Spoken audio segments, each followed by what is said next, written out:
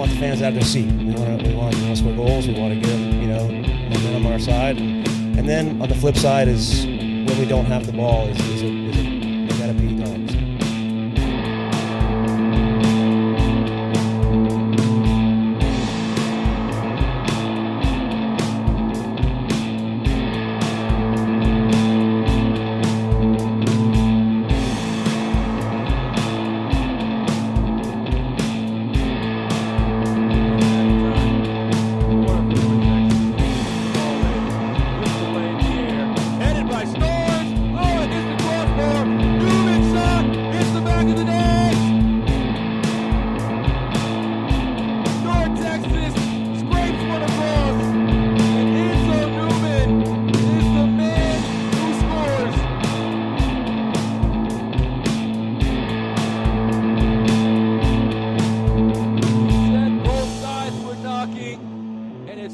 Texas, who walks in first.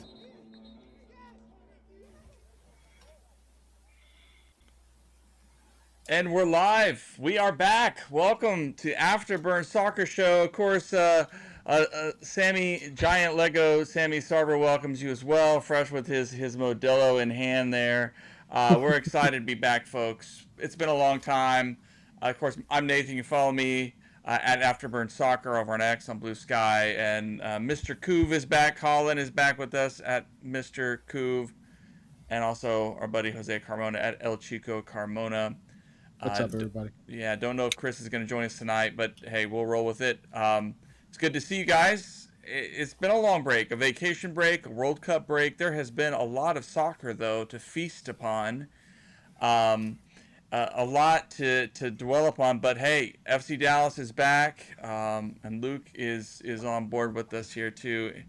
Put it in my veins. So let's get right into it. I mean, I just kind of want to start off just by recapping your all thoughts on this World Cup 2026, your reactions, what you loved, the moments for you that stood out. I mean, I think there were concerns going in to the World Cup about logistics and about just everything that's been going on in the world, but things have been smooth. Fans came from all over and had a great time. I mean, the stories about German fans and others like discovering Waffle House and stuff is just classic. I mean, that's the real stuff right there. But there were disappointing moments, of course, for teams as well. So let's just, and I'll just start off the gate and say, yeah, it's in the rearview mirror, but I'm still ticked off about the way the United States men's national team played and got crushed. No, there's not many lessons to take from it other than just a real frustration that with all the hype and the opportunity the team had, they just came out and played such a dismal brand of soccer. I'm still pissed off about it, but Spain deserved it, I thought. So guys, Collin, your reactions to this World Cup? I mean, I think it's one of those things where there's obviously your really good stories with like teams that you didn't expect to do well that did really well. That had a successful World Cup, such as your Congo, Ghana had to go to the World Cup. Algeria somehow made it through their group, and Paraguay as well. You have your disappointments. Obviously, Germany losing to Paraguay in the round of 32. You have the U.S. going out in a horrible way against Belgium. Australia making it past the group, second in the group, but Turkey falling in our group as well is a really good story. You have your typical ups and downs and everything. But man, watching true football win, and what I mean by that is you see Argentina play, and it's not necessarily a bad thing, but they took what they had and they did what they could with it, and it proved to work. That's how they won that first World Cup. If you look at their team, it's not the best quality on paper, but they're able to get those results in, whereas Spain is I think they finally showed the world, like, hey, we are a world-class, roster. It's something that Spain has shown historically that they can perform well at these tournaments, look great, and then choke in the final moments, and they dominated that final. I mean, there's no way you can sit here and honestly tell me that Argentina had any shot in that game, even with their theatrics of winning late in extra time. Um, and yeah, it's one of those things where overall the World Cup, I feel like this was like I don't want to say like a down World Cup, but like thinking back to like 2014, 2010, I feel like those World Cups were better as like a viewing experience. This one was a lot of games and a lot of fun. Don't get me wrong, but overall, if I had to give it like a rating scale, like a 7 out of 10, it was still great. It's a World Cup. I'm not gonna sit here and be like it was bad, but it's one of those where thankfully the devil lost and Spain prevailed. And yeah, I mean, I've been watching some of the clips of, and watching the match. I know Argentina were we're going to have to deploy some dark arts to kind of you know keep things in their favor. But some of the nasty stuff that they did, I mean, it just anyway. But so what I'm hearing in your response there, Collin, is that you're probably not a huge fan of going to 64 teams as they're sort of being talked about. I it's one of those things. I think you either fully go to 64 teams and just make it to where two teams from each group advance, and you just have one extra knockout round game, and you don't have all this extra seeding BS, or make it to where the top four teams that are FIFA ranked can't meet in the final, which prevented, I think, Argentina and Spain from being in the group stage together because that was the only restriction preventing them from being in the group stage. And it limits the tournament from like having like a group of death and like a group of like the really competitive groups. I mean, you look at this past World Cup, um, there were some competitive groups, but it was mostly teams that were like all really just at the same kind of mad level. I mean, Group B with Switzerland should have topped their group and they did, but you have Canada, Bosnia, Qatar who are kind of just mad teams. You have Group D, like with Australia and Paraguay. The U.S. technically get the win there is like mad, but I mean we're top 20, so I really wouldn't personally.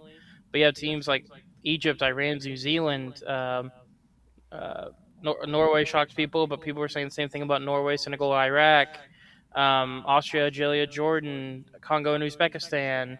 Um, and just looking at the third place teams, obviously Uruguay shouldn't have on paper shouldn't have been the worst third place team in there in the World Cup, but they were abysmal. But it's one of those things where, in my opinion, you either need to commit and make this thing a full 64 team tournament and have your full blown two teams from each group win. Doesn't matter who meets unless it's I think it's same continent or region can't meet in the group stages like it was in the past, and then go from there. The restrictions that they made this year, the third place team seeding, and all this extra, it was very confusing at first when I first read it, but I pretty much got it by the end of the group stage to understand it. But it's super cut and dry. You either take it back to 32 or you go all the way back to 64. I mean, it's Mm, just one of those. What was it, 42 teams or 48, whatever 48, yeah. crap they did. It wasn't bad. I don't think it hurt logistics too bad. I mean, it's pretty cut and dry, but there is not much calculated risk. I mean, you see a lot of teams just playing for draws, and if you get 3 points, you're pretty much guaranteed to go through. You look at those third place standings, and the third place standings were like, I think literally all of them were. It was 4 points across the board until you hit eighth place Senegal, and then it was 3-3, 3-3, and 2. And Senegal was the only 3 point team to go through because they had the +2 goal difference from their big win in the group stage. So it's one of those things where I just feel like it's one of those things where if you're a third place team, you shouldn't go through, in my opinion. But I digress. Again. It's just I think you either go full 64 with two teams going through each group, or you just go back to how it was. Mm. Jose, your thoughts on the World Cup? I think he's being kind of harsh with his rating. It was a great World Cup. The only bummer was, excuse me, was that none of the three host countries, not just the USA, made it past the second knockout. I would love to have seen any one of them three move forward. In fact, it was a not very good showing for any of the Americans team outside of Argentina. I mean, everyone's complaining and bitching about the our performance, but God, at least you're not Brazil. Their expectations was to challenge for a title. Okay, now that's a disaster. I don't think the USA is a disaster. I think the USA shoots themselves in the foot every time. I mean, your coach needs to be there the full 4 years. It sucks that you have to have an interim for 2 years and then hire your coach for the last 2 years. You should have your coach for the full four, so he can really, really implement what he wants to do, not just to the national team, but make it clear to teams that, hey, you guys need to adopt some of what we're doing. You need to give teams a chance to basically see what the U.S. is trying to do and implement some of that so that it's a smoother transition for their players. This way, you're not having what we developed a whole new system because they play different. In the U.S. men's national team than your team does. I'm not saying it's going to help that player, but I'm talking about the team cohesiveness. You saw the team succeeded, had that, implemented it nationwide. You're not going to get that here in the United States, but you at least have to do, at least if you're not going to do it, do a partial, do something. At least, like I said, the manager for the team has to be here the 4 years. That'll help. It won't solve everything, but honestly, I think the team got about as far as it was going to go. I mean, all I hear is people complain about how this nation's better. That's nation. Every nation that I heard the United States get compared to got knocked out the same round that the United States got knocked out. Norway. Hey, the U.S. would have done what Norway did if we had an excellent nine like they did. You take him off that roster, Norway gets locked out like everybody else. Don't get me wrong, Norway's got excellent attackers all the way around. But having a guy that can pull something out of nothing, that's what separates the teams that advanced past the second knockout round from the teams that didn't. Mexico didn't have a great striker. Canada didn't have a great striker. The USA did not have a great striker. And so on and so on and so on. And honestly, I enjoyed it. All the shenanigans and stuff, all the complaints. Name me a World Cup that doesn't have that. Every single World Cup, we're complaining about the host country, and that's just nonsense. How were the games? The games were great for the most part. I mean, I would like to see Argentina not get it coddled like they did, but my friends say like, oh, hey, they weren't coddled. Man, they're the first team in World Cup history to make it to the semifinals without facing a top 15 ranked opponent. Okay? And when you're one of the favorites, how is that not being cuddled? Oh, there's a great video on social media where somebody went through and did like a 13-minute video of all the fouls and tackling and crazy stuff they pulled against Spain.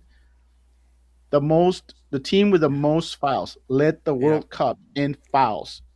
Did not have a single VAR used against them or go against them, which is ridiculous. Just on the math alone, on the statistics alone.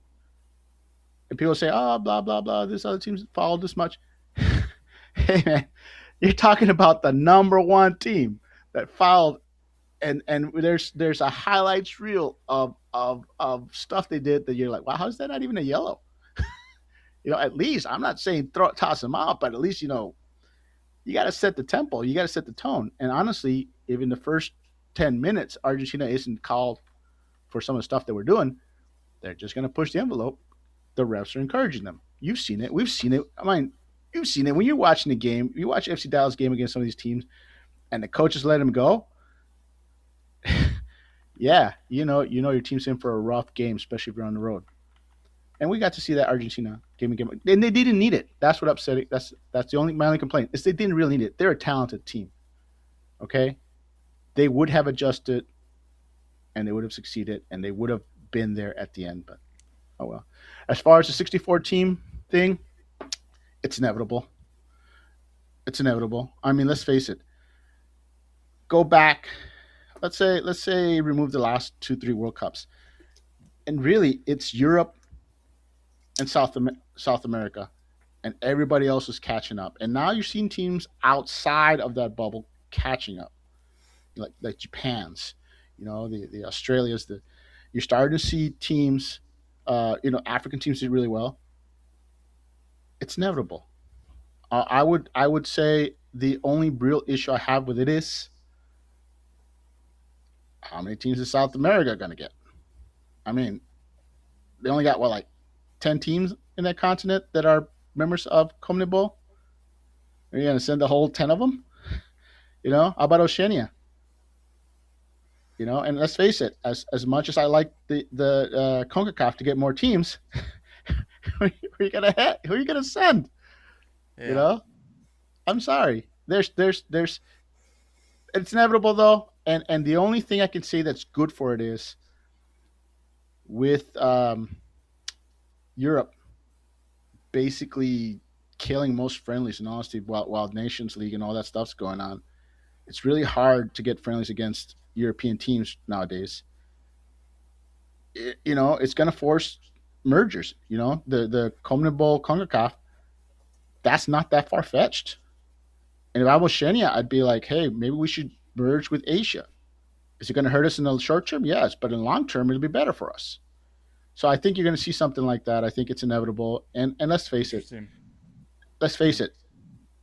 A lot of countries are modernizing, and the quality of teams that used to be garbage leagues, garbage. You're starting to see the Cabo Verdes. You're starting to see teams that take this seriously.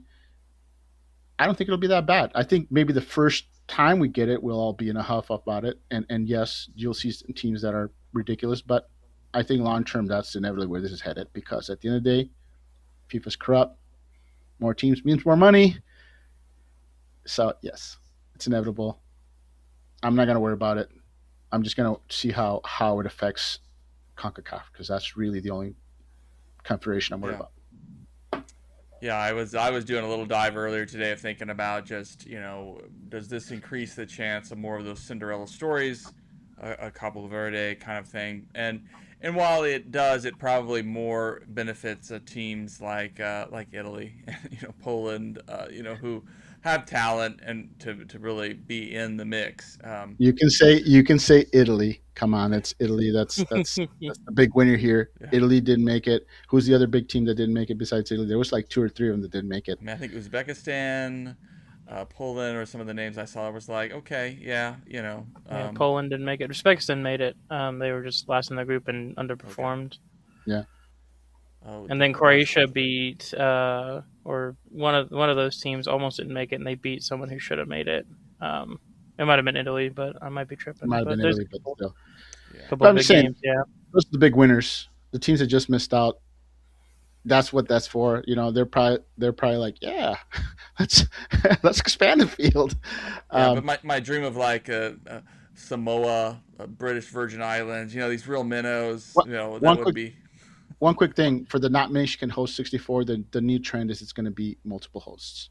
That's it. It's right. I it's think so here too. to stay. It's going to be, nations have figured out that if they can co-host, their bids become better. You're going to have South hmm Korea, Japan. You know, you're going to have three African nations, three South American nations. This is going to be the future. So yes, it'll be on the bright side with all the new stadiums the U.S. is building. The next time the U.S. hosts, they'll all be indoors.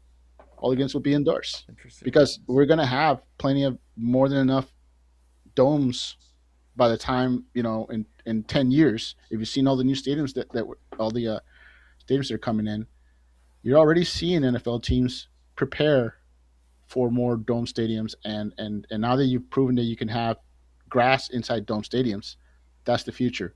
So I would not be shocked if the next time the U.S. hosts, and I think it'll be sooner than we think. Um, it's because of that, because we'll have Yeah. more indoor stadiums, more grass fields, and I'm telling everybody that'll listen to me, the NFL stadiums going to grass would be a massive boon for soccer in this country, because that'll incentivize some of them owners, not all of them, but some of the owners will say, hey, we got grass. Why don't we get a soccer team? if the NFL suddenly changes their tunes and mandates grass on all their teams, we're not too far away from 40 team league. And mind you, using those stadiums will also bump attendance big time. Getting those stadiums, bumping attendance, and getting some more NFL owners will get you that bigger contract, TV contract. So there you go. Well, That's the before future. we move on from this, we got plenty more to talk about. I mean, Okay. Pochettino, should he get the next full cycle? No. I Okay. Let's be. I just tossed it. No, and I and and, mean, and it's just, credit to him. I think he got a lot. I think he did a lot for the team, and I'm not if he gets renewed, I'm certainly not going to like protest or like fuss about it because. But I just don't know that he'll last the full cycle. Is my thing. It's just so hard. It does But on the other hand, just that Belgium, he didn't get the guys up for it. Who knows what was going on in the locker room, but that was a big like. Before I was like, yeah, I'll sign him up, but yeah, I don't know. I think I don't think he wants to. I think this to him is like a temporary thing. This is a guy that wants trophies and knows his reputation, and this will be probably won't look so good on his resume that he only made it to the second knockout. So I got a feeling he wants to rectify that, and I would not be shocked if he basically says, I'm out.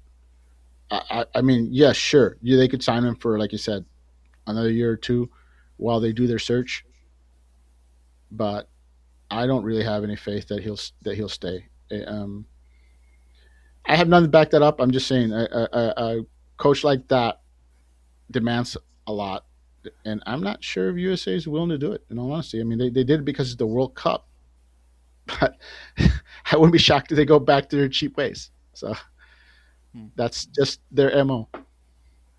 I think it's one of those things too, where if you look historically at the World Cup as well, all these nations that have won the World Cup have had national, like it is a Spanish coach leading Spain to win the World Cup. It's an Italian coach leading Italy to win the World Cup.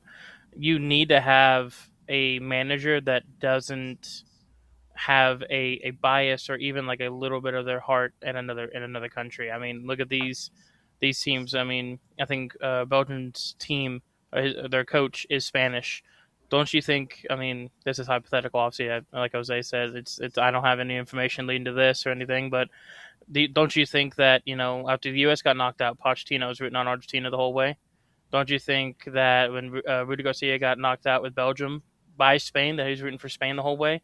It's one of those things where you got to think these managers, they have to be willing to put everything on the line to win these games. That's part of the reason why Argentina was so dominant this year and last World Cup.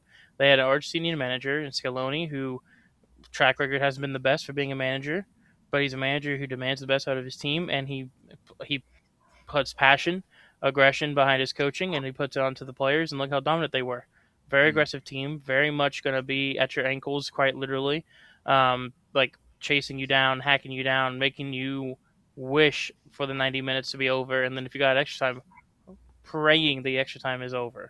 And even then, going to penalties against Argentina is not a great situation either, because Emi Martinez, as much as I don't like the guy for his on-field antics and off-field antics as well, and this coming from an former Arsenal guy, by the way, I he's one of the best penalty stoppers in the world. So it's one of those things where Argentina, and you see it with Spain too, the players this year compared to the last World Cup played a hell of a lot better under a Spanish manager. You also have these managers implementing the country style of play. Seeing a Spain team sit here and pass 500 times a match, willing to cut you down Infuriating. over and over, it's infuriating, but it works every time. And It's good.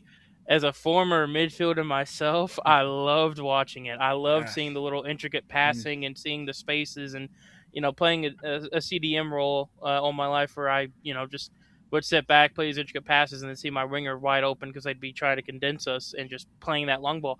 It's because if you play that way, those guys have to lock you down. And I think it's one of those things. Pochettino is an amazing coach. I think he might be, honestly, on paper, one of the better coaches the U.S. men's national team's ever had. But like Jose said, kind of like explaining my statement earlier, I think the U.S. had a disappointing World Cup in the sense that we met our expectation. I think if you told every team, every USA fan, hey, you're gonna make the knockouts, you're gonna win a knockout game, and you're gonna like barely lose to Belgium or Spain, I think we would have taken that. But I think the way we fell apart and played nothing like we did all the way leading up to that, the midfield fell apart, the defense Yeah. non-existent, but the defense is non-existent since day one. Let's be honest, that defense is one of the worst defenses in the World Cup, in my opinion.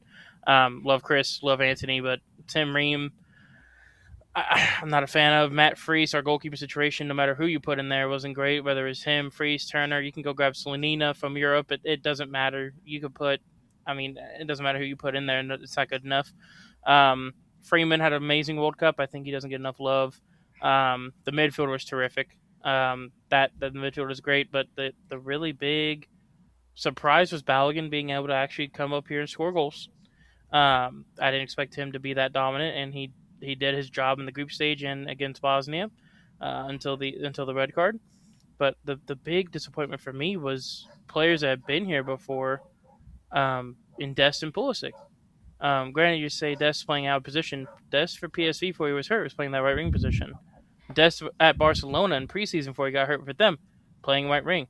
This is a player that played right wing all through youth academy as well, and if he converted to right back because he went to not AC Milan, he played for who was it? Dear Lord, he played for a team that had so many wingers they had to put him at right back, and he still played a right mid, almost inside forward position. This is a position he knew how to play, and it's a position that he knew how to be effective in, especially in a system where you're playing a three back. The U.S. is playing a three back and shifting. If it's you're going to, it's very much similar to the U.S. To the FC Dallas system where you're going down the right side of the field. Johansson goes up and you shift to more right back, Urgide center back, Norris left center back. If you're going up the left side, and like for the U.S. it was if Freeman goes up the right, you shift Anthony, Ream, and Richards over. Maybe drop Adams back as that third center back and let Anthony go up, and then same thing on the right, and you just drop Adams and let Freeman go up into that midfield spot.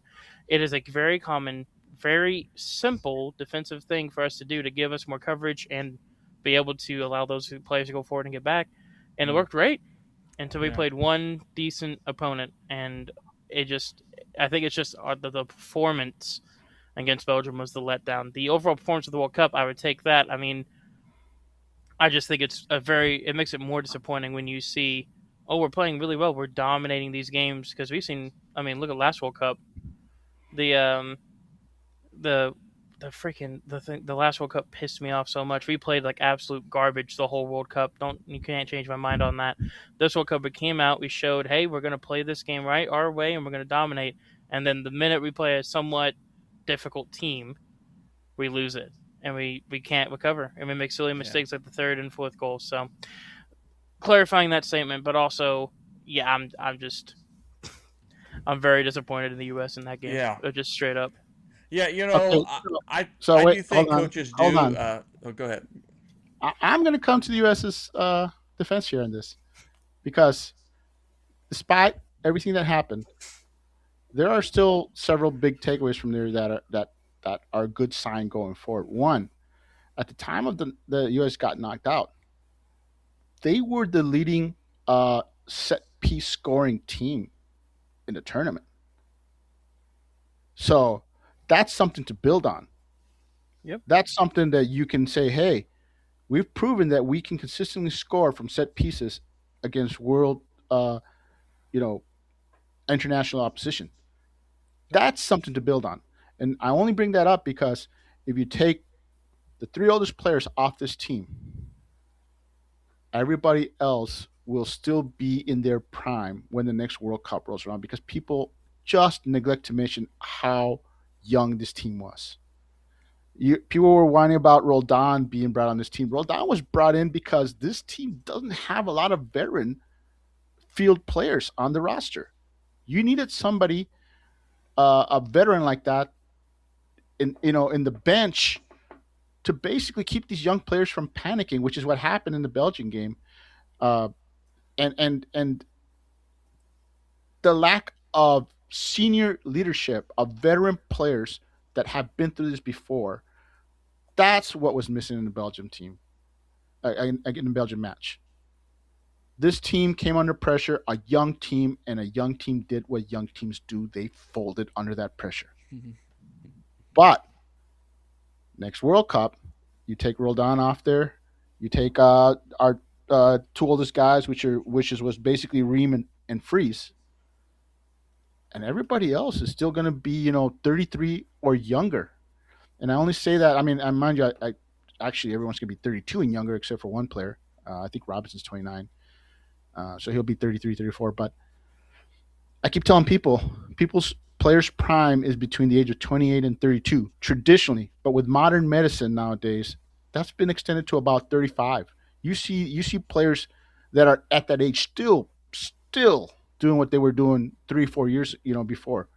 This is why you're seeing players like Messi and all these guys playing into their late 30s, some of them playing into their 40s, because modern medicine and modern sports medicine has extended the careers of players who should have retired a long time ago in the past. Some of these players wouldn't be playing at this high level. I mean, the best would, but I'm talking about there's so many players playing at a high level past the age of 32. They're still playing like they're in their prime. That's modern sports scientists, sports science. And so I'll say again, this is a young team. That's what happens with young teams. Young teams fall under pressure. That's something that we won't be able to use as an excuse next time around. But that's something that people need to take into consideration. It's a young team.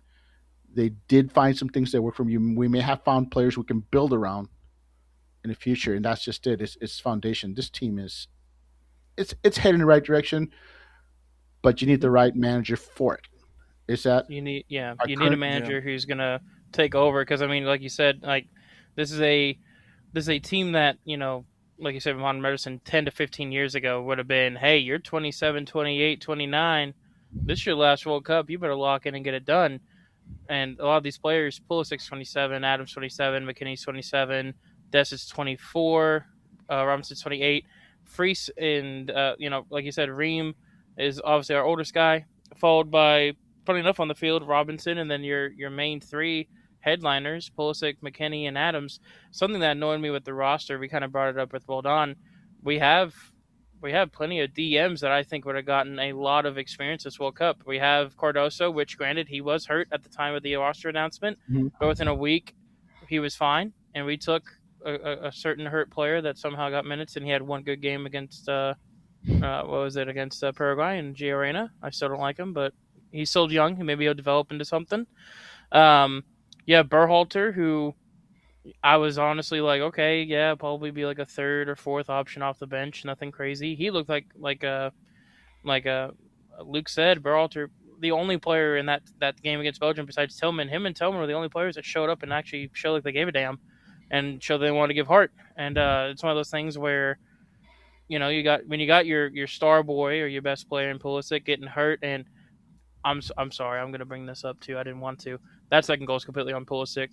You're hurt. Go down and get out of the game. Don't sit Yep. there and dribble around three Yep. players. They play a ball over the top, and everyone's like, "Well, it's Reem's fault." It's Pulisic's fault for losing the damn ball in your own half around three dudes. Kick it out of play. Go down. Get a sub. Because it's selfish choices like that, and that comes with experience. Let me reel it back then, because I'm gonna let my emotions get the best of me. I could go on for hours ranting about that game. I have already with my friends. With like little nitpicks, but it's one of those things where the small mistakes, we made a crap ton of them in Qatar. We made a crap ton. It almost cost us against England, and it cost us against Iran when we barely won that game when we should have easily taken care of business. And it eventually cost us against. We played all right against the Netherlands. Everyone's like to hate on Jesus and how he played. The way the U.S. wanted to play, we played how we wanted to against the Netherlands. It's just the small mistakes at the back is what killed us. This World Cup, the mistakes were very minimal. But in order to win this World Cup, you have to be perfect. One mistake can knock you out. And the U.S. made 2 or 3 mistakes. And all 2 or 3 mistakes, Pulisic not going down, led to a goal. Des losing the ball in his own half on an easy pass, led to a goal. Freese pulling a Young Wei coup and kicking the ground on a clearance. I mean, 3 mistakes right there cost you 3 goals, and you're not going to come back from 3-1 or let alone 3-0 in a game. So it's one of those where I agree with you, Jose, where I'm 100% being harsh, but it's one of those I do think next World Cup is going to be for this group of players. This it says we say it with every generation. This golden generation. This is the last chance. This next World Cup, and I think we need to get either we need Poch to commit to 4 years, and through the ups and downs we keep him there, and we truck on through these Copa Americas. If we have disappointments, Nations League, whatever the hell competitions we play, if we're gonna hire a coach, it either needs to be Poch for 4 years and let him play through a whole cycle, or we need to go and get someone else. And looking at these managers that are available, looking at if you want to, history repeats itself. Looking at American managers, I don't think there's any American managers that are going to either want or to take this job for a full 4 years and have all of that pressure and everything. Pochettino is committed to it. I hope he stays for a full 4 years. I think he'd be a good fit, but it's like you said, I doubt he does. It's a coach that's in demand. It's a coach with a couple of decent teams in Europe still looking for coaches that have interims right now that did well last year and lost managers to bigger teams. So it's one of those where he could definitely go back. I mean, this is the man that, was coaching a Tottenham team that finished second in the Premier League. Granted, they had Kane, Son, whatever, but he developed young talent. He brought them to second in the Premier League from having multiple 6th, 7th, 8th place finishes and making them a top 6 team again before the inevitable what they've done now the last 2 or 3 years. It's one of those things where this isn't some slouch manager. And it's something where I would love for him to be here 4 years, but I doubt he wastes 4 years with us. So see how it goes in the future. And next World Cup has to be the year that we do something for sure. And I want to clarify, I'm not shitting on our current manager. I think the guy is a true professional and takes his job very seriously. So I don't want people to think it's negative, but like I said, he's a manager in demand. And I agree with that. And I think that's the reason I think that he won't be here. Not because he doesn't stay here, but because if a team really wants him, they can pay him way more than the U.S. men's national team can pay him. And that's why I'm saying it's. I don't expect him to be here. That's my personal opinion, and that's more because I understand that he's in demand and he's professional and he's wanted, and that's the reason for it. I'm not trying to crap on him, and I agree. But I would say development wise, we don't need a development manager. No, we need a manager to build on this, and he has to find several pieces that could instantly. There's several pieces that you can add to this team that would instantly improve this team. One, we have our anchor in the back line for the next World Cup in Richards. He needs a running mate, not somebody that's 38 and I'm sorry, but at this level you need somebody that's going to hold up and can handle some of the crazy athletic strikers that world-class strikers you're going to meet at this level. So I think first order of business is finding Richards a running mate that is at his level. And then the second one, of course, being the goalkeeper. Those are the 2 biggest holes that need to be filled. Mm-hmm. We need a manager to come in. And those are the biggest holes. There's plenty of holes on this team, mind you. But those are the 2 that would bring you the most instant improvement. Sure. That's what I like to see going forward is I like to see them basically give obscure center backs a chance to make their case that they need, they should be in the cycle for the next 4 years. That's what I like to see. Go out there, cast a wider net if you have to. Plug those holes, man. Plug those 2. Those are 2 major holes in your back line. I mean, imagine if we had those holes plugged against Belgium. Because honestly, the disappointment with Belgium is not much different than the United States. They're a better team. I'm not trying to insult Belgium, but they had, they're a team that the U.S. plugs those holes. They have a chance to beat. Belgium is a good team, but they're not a great team. And I think if you're the host country, you should be able to beat good teams and lose to great teams. There's no shame in losing to a great team. But host country losing to, a team that you should have matched up well against, like I said, there you can see the improvement. Yeah. So I can see. Yeah, like a lot of that's lessons. But I agree with you and all that. Man. Luke, you have a lot of great comments there at horse_god. But I think you're right. I think at this level, if a coach needs to come in and do a pep talk before you go out on the field, um, it's going to be tough. I mean, at this level, you have guys who are professionals, get paid a lot of money to play. They know where they are. They know what's at stake, and so who knows? And what happened behind the scenes, and maybe just simply Belgium were more motivated and just had a game plan that the U.S. were not ready for. There'll be time for those kinds of things. But yeah, we need a center back. I mean, we got Nolan Norris coming down the pipe. Let's hope he can take the next step. We'd love that. By the way, kudos to FC Dallas. And Matt Doyle pointed out that Major League Soccer is ranked like sixth in number of minutes in this World Cup, which just is just a meteoric rise for the league and its relevance. But FC Dallas was the top producer of homegrown minutes in this World Cup by a mile, or so. With Yeah, with our core, our midfielder core, and Pepe don't and don't let Zendejas. Philadelphia hear that. Yeah, I know. Yeah, well, and that also just reminds me, like, so much of this, as much as we say, like, we want our team, we want to win the World Cup. I want to win it for the next 10 years. It'd be amazing. Um, but like so much of this is about timing. I mean, so much of this. I mean, look at Germany. It's not that like Germany doesn't have talent, but there's something about timing. There's injuries, about the right fit, the right clicking of things. I mean, Spain in this tournament were just masterful, entire vision. And I think that's what we want to look for. But of course, you even put all those pieces together, and a tournament like this, there's just still so much that it just it's soccer, it's life, it's just I trying to get I that perfect click and I timing together. I just wanted to counter you and say I don't want the U.S. to win the World Cup in the next 10 years. I want FC Dallas to win MLS Cup in the next 10 years. Okay. Hey, Who well, look, we got it. Let's shift forward. who's I mean, gonna who's we have gonna been win it? Who's talking. gonna win it first? We have been Sorry. talking. This let's jump over first. North Texas Soccer Club. I was hoping Chris was on. Because it's been North Texas had a little bit of a break, but otherwise they have been back in action. And there's been a lot of good news. Of course, the biggest news was unveiling the new Texas Health Mansfield Stadium, which is a beautiful venue. I know some FC Dallas fans got out to see the friendly and had some good positive things to say about the new venue there in Mansfield. And meanwhile, North Texas, they have added players. Really interesting player, Kimbrough, who is highly on loan, I believe, with an option to purchase, but a high ceiling attacking player that is really interesting to see develop. Probably a right move. And then meanwhile, I mean, I just with the victory on the other night, I'm not sure if I think Sunday night.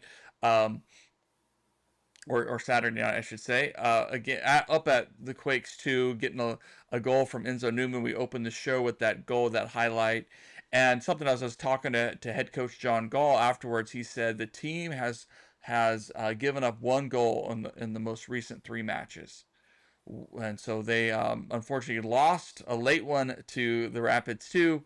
The week before, but meanwhile they turn around. They're at home this week, and then on the road next again the next week. But then have another four home matches in a row to really make Mansfield feel like home and to climb up the standings. So, I mean, Jose, we've been following this team. They've had their ups and downs this season, but it does seem they keep adding really good, talented kids to make things interesting, and it seems like they're poised to go on a nice run down the stretch here.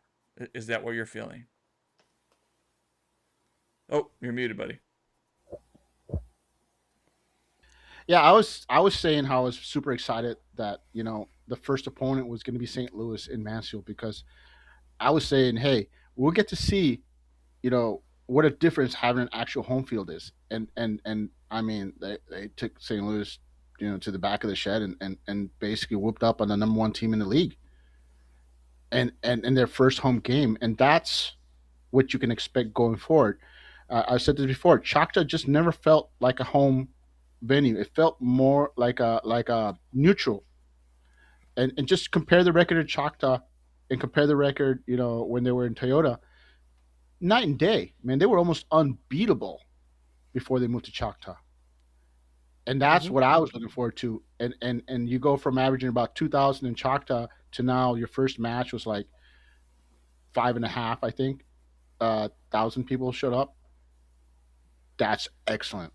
I mean, the weather probably had a lot to do with it not being you know, a sellout, but give it time. Give it time as the wins pile up at home and people realize that they can go there and it is a very exciting team to watch. I wouldn't be surprised if it's too long before they start selling out that place and it becomes really intimidating. And yeah, I expect them to make a run. I've always said, people piss and moan about how FC Dallas is no longer a top academy or you know one of the top academies anymore, that we've fallen down.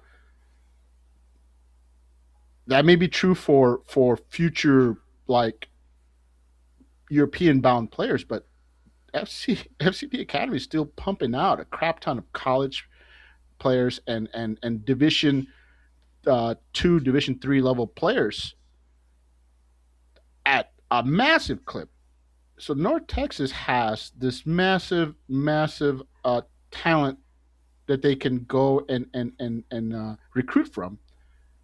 You know, and also a lot of players that go play for other teams often come back in the summer. Whether they're in college or lower divisions, they come back to train in Dallas. The recruiting there, the talent is available. We've seen this on other years where Dallas has had miserable first half seasons, patch up their weaknesses and make a run, and that's what I expect. I think the combination of this new home field and reinforcements, I fully expect North Texas to make a run. They're currently like sitting 10th, I think, 10th or ninth. But Yeah.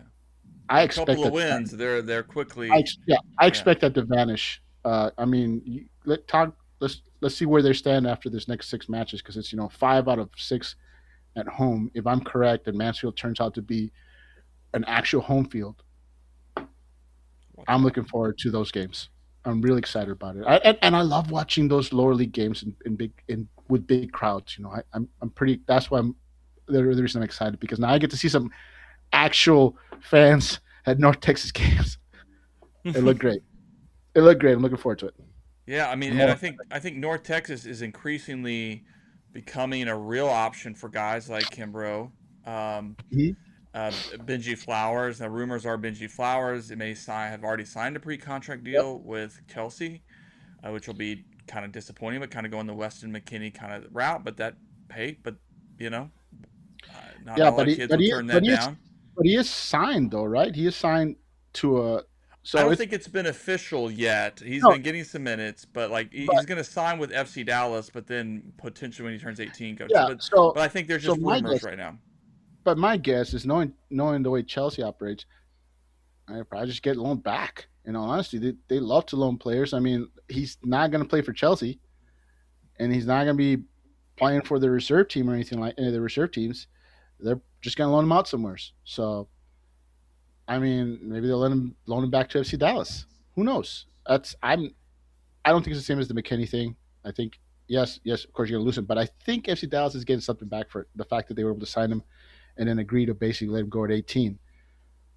It sounds like they're getting something out of it. I'm sure they won't tell us, but there's something in the back end there where Yeah. with McKinney you got nothing. You got better luck signing the next kid, and let's not forget that FC Dallas went on a panic signing streak after that and signed like a bunch of kids that were not ready. You know, so it is what it is. Yeah. Good stuff. Well, let's go ahead. Let's just keep rolling here. I mean, it just, in other words, North Texas. It's going to be a lot of fun to get down to a game in Mansfield. I wish I could try to fly in and get a feel for the stadium up close. But our main feast tonight, of course, we've already been feasting on World Cup stuff. It is FC Dallas is back on Wednesday against Portland. Portland comes to town. Portland's and actually I think they're looking for their next coach, but got a massive win over Seattle. really trounced Seattle. So they're going to be in Yeah. good spirits. But I'm excited to see the boys. I'm excited to see. I know the stadium is still in a weird place for those folks who are curious about FC Dallas. Maybe googling and looking, trying to get it. It's still going to be a lot of fun. You're going to be close to the action. But yeah, it's a stadium in the midst of some transformation. So just be ready. It won't have quite the full experience that fans have been used to, but eventually down the line, it's going to all come together, hopefully sooner rather than later. But the biggest news for FC Dallas going into this is they added via trade another starting goalkeeper potential in Yeah. Daniel from the Quakes, who's a really solid. I think a really solid signing, a guy who's very experienced. I think with what we've seen from Collodi not having quite the year we wanted, although Sarah has come in and has been quite competent at the end there before the World Cup break. It's just going to be an interesting one to watch to see if Daniel wins it outright or if FC Dallas is just sort of stocking themselves well with competition in that position. We'll see. Maybe it'll push Collodi to kind of take the next step that he needs to take. Otherwise, no other player signings. We're watching for rumors. There might be some other. We'll see if there's some. There's no need. There's no need. If you saw the friendly, you saw players coming back to health. You saw Kamungo out there. You saw Julio out there. You saw a new goalkeeper. They're practically reinforcements themselves. Let's face it. uh, Suddenly having those guys available off the bench gives you way more options. And maybe even, Kamungo, of course, is not going to be satisfied being on the bench. He's going to want to be a starter. So you want to see that. And that's I think I wouldn't be surprised if they don't make too many additions because, like I said, just getting guys healthy is the addition themselves. Big winners from this: Kamungo, Julio. What about Kappas? I thought Kappas looked like he's been playing back. Because honestly, I think uh, he's been banged up the entire season. You can May see have that been. his play has kind of fallen off, and he just doesn't look as fluid and as last year. And like I said, I think there's several guys who are carrying knocks. I'm kind of excited to see these guys get re-implemented into the team. In honesty, and Danielle, the biggest endorsement I can give the guy is the San Jose fans aren't happy that he's gone. Uh, his addition gives me more question marks as to. Uh, I don't believe they're going to carry three goalkeepers. So either one of the two is carrying a knock, some kind of injury that maybe doesn't prevent him from playing, whether it's Colodi or Sarah. It's I don't know, or Williams going, and this is a preemptive. Hey, we have interest from other teams for one of these two guys because why not? They both have MLS starter experience. And I'm not saying that somebody wants them as a starter. I mean, they'd be excellent backups on any team, and that's their value. So I wouldn't be shocked if it's either an injury or one of them is moving. And I think we'll get some clarity, but we won't know. When does the MLS transfer window uh, finish? Like September or something ridiculous like that. So Like we won't second know. week September, like midweek September. Yeah, it's So one we of won't know. those. Yeah, it's one of those where watch being at the friendly against Orlando, both the goalkeepers are doing full strength. All three goalkeepers for the game are doing full strength warm ups. So if it is a knock, like Jose saying, it's a very like they can play through it, but they don't want to hurt anybody. My biggest worry, um, and what I think is going to happen if I was a gambling man would be that Siwa is gone. And the reason I say that is FCD loves keeping homegrown goalkeepers until the very last minute. Respectfully, looking at Antonio Carrera, I believe he was just never going to be an MLS step up goalkeeper with who we had, and we held on to him for an extra 2 or 3 years past my judgment call of okay, this might not be the kid we keep. Um, Collodi also, I mean, showing last year he is MLS starting quality, but I think it got to the point where so many mistakes were happening, and those little mistakes costed goals. Quill was like, "Well, we got 2 games left, so why have fun?" And Serwa was like, "Oh, wait, this is my chance," and showed why people in Montreal were sad that he was leaving. Why people in Montreal last season when he started getting benched? Why in the hell are we benching Serwa? He's been one of our best goalkeepers ever. So it's one of those things where watching that friendly, you can definitely tell they were trying some things, like playing Delgado more like deeper centrally instead of playing him up top. It seemed to be more of a flat three in midfield of Kappas, Kaikeng, and Delgado instead of playing Delgado, whether it's out wide like he used to, or having that Benjamin left back or Ramiro right back, like midfield situation we were trying to describe before the break. Um, One player we didn't see was Ramiro, I believe, until either a very late sub or not at all. I don't remember him seeing on the pitch. It could have been one of those last minute subs, but that's someone that keep an eye out on, from what I understand. He's had a lot of offers, obviously, from Brazil before the year, but he's a leader on the field. But I feel like we just have too many midfield options, so expect a midfielder to go. Yeah, he's a Um, known quantity in Brazil. I mean, people mm-hmm, teams there know what they're getting, and that's the appeal. mm-hmm, And we saw that with Santos when we had him. Same thing. yep, It's the same thing. He's a known quantity. It's like us going and getting a starter from another MLS team. You know, someone that has tons of experience in MLS. That's the same thing for him. He's known quantity, very well respected. Yes, he's in demand. Not a massive demand, but there's certain teams that know what he brings and want that. And Dallas would probably wouldn't have a problem moving him if they have if you know they have the replacement available. yeah, 100%. And that's why, I mean, it's something that could go back to the early editions of the show at the beginning of the season. One of my biggest worries was the midfield and how stacked it is. It's one of those where, like, okay, you're bringing Benjamin, you're bringing in like two, three, four midfielders. Why? We already had a horrible time rotating midfielders last season. Kappas came in and it made it even more difficult, and we had two or three more midfielders. So it makes me think that we might be gearing up for that sprint season. And what I mean by that is GAM carries over from the sprint season up until, at the minimum, the beginning of the new calendar season in 2027. So it's one of those things where if you're FCD and you know you have some, whether it's pre-contract players you want to buy down or some players that you want to bring in or trades in league you want to do, rack up these outbound transfers. You can get them up to that 2 million mark, convert some of it into GAM, convert some of that GAM into TAM. And if you want to load up on some higher end contracts, our salary cap situation, we have one DP, or technically two, with Moreno being loaned in. Do I think Moreno's going to stay if he's playing like he is right now? Probably not, in my opinion. I think it's one of those where FCD's like, we kind of need someone to kind of help. We think Moreno could be a good fit. Let's bring him in. It's a loan. The contract offer, from what I also understand, is it would be like a 6 month DP situation, like how Miami does non DP for 6 months and then goes to DP deals like DePaul. It'd be kind of like an opposite of, hey, it's DP and then TAM money, but we'll buy your contract down to bring in more higher end players to build around the team. It's one of those situations where FC Dallas, this transfer window, has an opportunity to set themselves up for the sprint season, but in reality set themselves up for a perfect summer window leading to the first full fall to winter, no summer having MLS season. And that's something that I think a lot of teams, you're going to see Philly starting to offload some of their dead weight, basically conceding this season.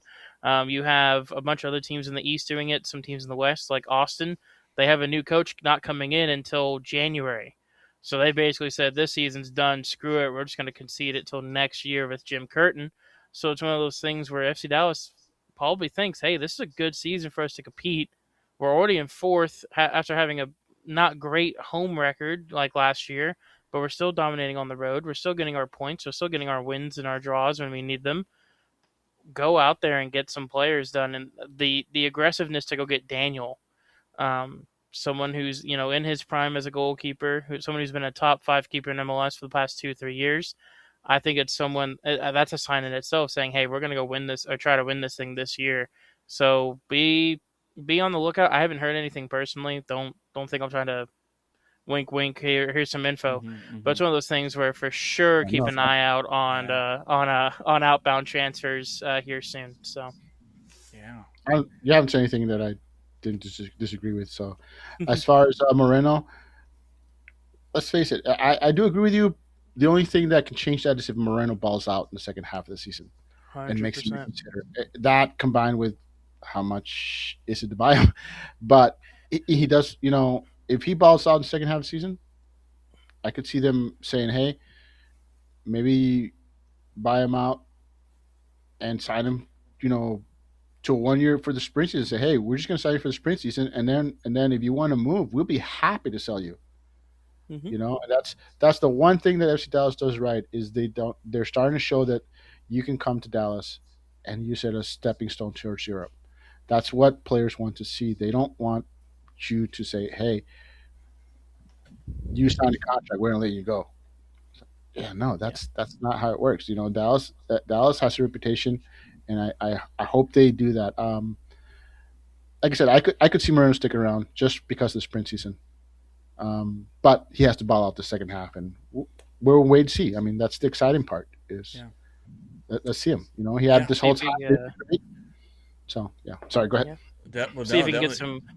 some revenge this Wednesday against That's the what we Portland want. This Timbers. a Yeah. Did you revenge guys watch the game. game? Did you guys watch the Portland Seattle game?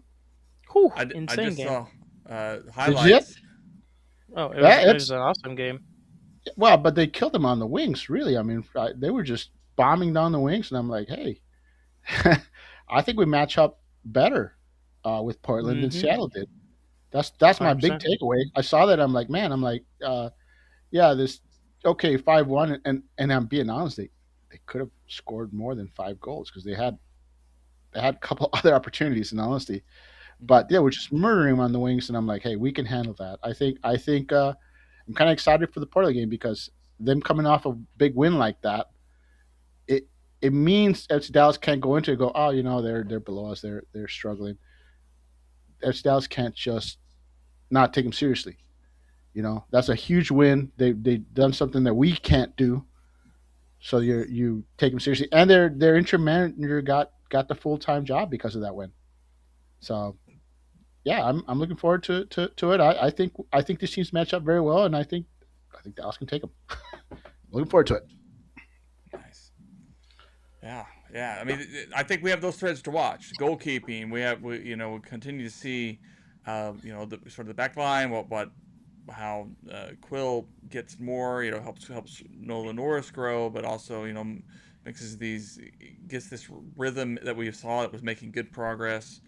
Yeah, with Senti Moreno, Sam Sarver, how their roles going to continue to evolve over the course of these next few games. And yeah, really, it's a double game week. So, of course, welcome Portland, and then we'll travel down to San Diego. Unfortunately, I won't be able to be there live to cover that one. So let's, but 2 games, we're going to learn a lot. How Musa's feeling, how this team is feeling. They're probably hungry and ready to get back in action. I also wouldn't be shocked if Musa doesn't go the full 90 because of being a 2 week. We've seen this before where they've taken him out, after like 60, 70 minutes, and I would expect that. I would think I wouldn't be surprised if they limit his minutes because of you know being in the World Cup squad. Even though he didn't get as many minutes as we thought he'd get, the bottom line is he was still there, and I could see a limitation of his minutes in the first game. Mhm. Well, let's close out the show with predictions, at least for FC Dallas. Let's just do that for now. Can Portland comes to town on Wednesday night? Should be a great chance to get kind of back in action for this team, and then we'll travel down to San Diego. Who, I still think that loss last year at San Diego, which was like a 5-0. It was a disaster. It's got to be one for those guys to say, hey, we want to put that behind us, and also show up They'll and pay back. a payback. And San Diego is not the same team as they were last year. Still a very good team, but has certainly not been as on fire as they did in their inaugural season. So 2 games this week where FC Dallas can get good results and keep pushing up and begin to answer some of the questions of what of the ceiling for the season. So, I so do yeah, I do want to make go. one observation before. By the way, it should be noted that was Seattle's first match on their new grass field, and you have to wonder if that had a lot to do with how they played because that ball usually goes faster and bounces. Mm, It's a much faster play on turf than on grass, and they're built to play on turf. So I'm wondering if that had a lot to do do with their performance overall. So just want to toss that out there. All right, let's do our predictions. I'm gonna go. I'm gonna go 3-1 victory at home against Portland. I'm a little overconfident, probably. 2-1 is probably fair, but It's I just think, important. but I think it's a big win. Isn't it? Oh, It's it's in important. Portland. It's in Portland. It's not Oh, in. I am sorry. I got my. Never You're mind. confusing me Hold there. I'm on. like, check that You're out. right. Oh my gosh, I was looking at the wrong Yeah. screen. All right, good. All right, ignore that. Ignore Toyota for those folks coming. You won't, actually won't, really have a chance to be in Toyota for a bit here, Exactly. until September. Yeah. So, but they will do a game in Mansfield, so fans will be able to see that. So sorry about that. No, I was looking at the wrong thing. All right, so yeah, that's a lot of road games ahead. So that's It's tough. That it's the changes. stretch. It's the stretch. It's the death. That death stretch that we got to survive. Yeah. Mm-hmm. Yeah, and of course they got some, Leagues Cup games kind of mixed in next month too, which will feel a little different. But yeah, I mean, so I think coming back from this, that adds a little bit to the challenge here. But I still think there are results to be had, Sarah. So I'll go a 1-1 draw in Portland, and then I'll go with a 2-1 win in San Diego. You want to go ahead? Well, I think I'm going to go 2-1 win in Portland. I think it's one of those things where Portland defense has just been god awful. It's a defense that's leaked goals all season. Maybe they fixed it in the last couple months being off. But this is a Portland team allowing like 2 goals a game. And if Musa is playing, he showed last game against them he's going to be clinical. So I'm going 2-1 there, and then I think we win also against San Diego. I don't usually predict wins on the road, hardly ever, but we got 2 teams that we're struggling for the break. It's going to be very hard to predict these games also because you never know what could happen, on the road in MLS, and maybe these teams have gotten better, but this is a team at home, San Diego, that have, in the last 3 games, they obviously murdered Austin 3-0, but drew Cincinnati 3-3 and lost 4-2 to the Whitecaps. And then their game before that, they drew LAFC. So it's one of those teams where they don't really win at home unless they're playing garbage teams. So it's one of those I think we just take advantage, and we're at least getting a point, but I think we could win that one 2-1. Jose? I'm gonna go 3-2 simply because I was impressed with the Brazilian and Portuguese players that Portland had out there playing on the wings. They're very dangerous, and they're at home, so that'll be a boost. So I'll go 3-2 victory FC Dallas. I think it could easily be 3-2 them. It'll come down to, I think it'll be one in the last 10 minutes. I wouldn't be shocked if it's one in extra time, in all honesty. But it's 3-2, and I think it's going to be a hell of a game. I think it's going to be a fun game to watch. I'm looking forward to it. As far as San Diego, you know what? I'm going to go 1-0 Dallas. It's on my homer pick, but I think it's going to be a 0-0 game, and Dallas, I think, is going to put one off a set piece and get out of there with a win. Very likely. I don't think I don't disagree with the potential that they could get a draw in San Diego, but I'm going to go with a win. The hell with it. All right. 1-0. Yeah. All right, good. Well, we got, and Luke there thinks a potential loss in Portland as the team, finds its gears or tinkers a little bit, but San Diego definitely some points to be had. Well, a lot to watch for, and a nice full show. I mean, I think we spent a lot more time talking World Cup than I thought we would, but hey, It was a it's big been a deal, fun and we month. covered a lot. So It's been a fun month. Mhm. And I've got some swag that I brought back from Japan. I had just really enjoyed a little bit from Korea, but may even do a giveaway or something because I'm like, what do I do with these little stickers and things that from the Japanese national team? It was just a lot of fun. So such a good month, but I am so glad that FC Dallas is back. I'm so glad that we get to see our boys back, and see these guys push further up the table. I think coming back to it, I think there's been moments this season we've been a little bit down on our team, but yeah, they're at 4th place right now. We've got a lot of good pieces. They are gelling as a team. They're getting big results.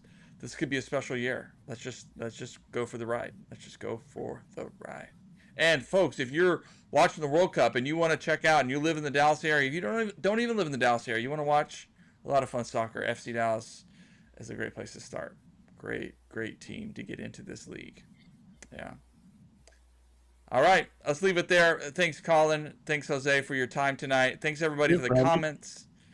It's good to be back. We'll try to be back every Monday night and break it down, all the news, all the results, and then see what the future holds. And of course, Sammy brick figure. I hope he got one of these. I hope Sam Sarver got one of these. But anyway, I sent him the link and he knows. So let's hope All right. he ordered one. All right. Good night, everybody. Hi, guys. Bye, guys. All right. Man, oh man. All right. Good. It's good to catch up. So,